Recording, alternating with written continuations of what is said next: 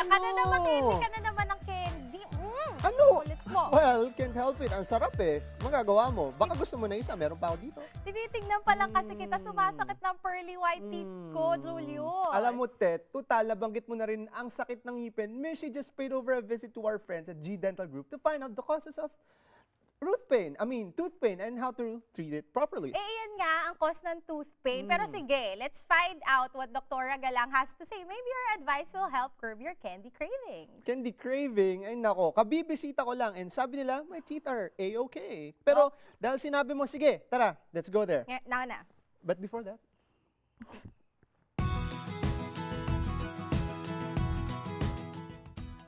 Mga ka-nation, let's talk tooth pain. If the hurt is so deep that you're losing sleep, well, chances are you've got an abscess, which is a tooth infection that definitely needs inspection from your dentist. That's why we're here in Daly City to see Dr. Camille Corvera-Galang and drill her about tooth pain and how she can help. Let's go upstairs and check it out.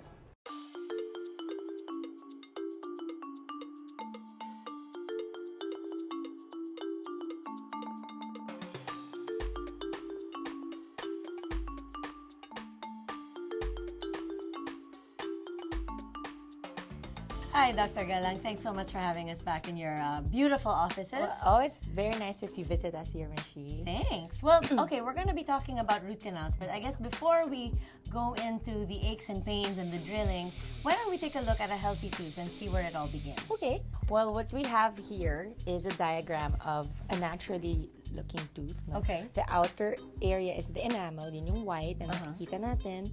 The second layer inside would be the yellow dentin. Okay.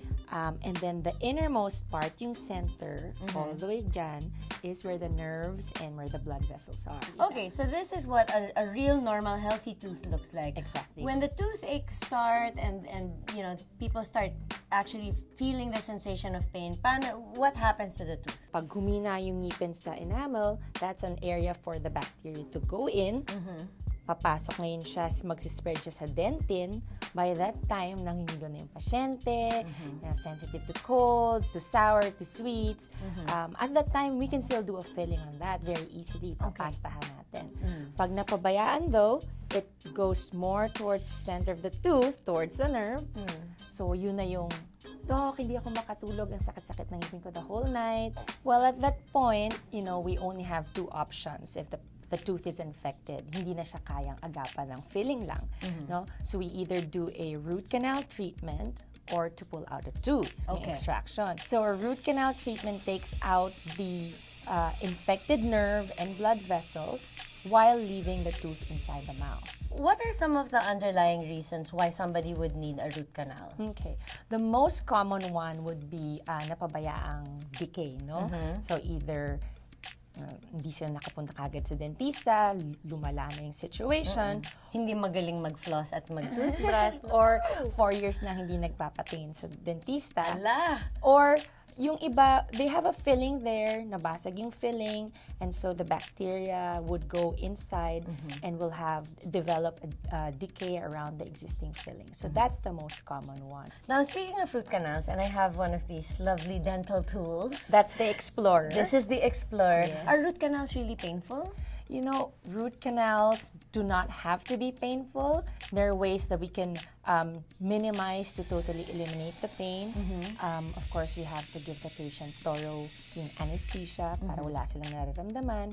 Or we may have to prescribe antibiotics a few days before the root canal para bumaba na yung infection, para mas gagana yung anesthesia mo. My experience before, I was really scared of root canals. All the history saying, oh, it's gonna hurt.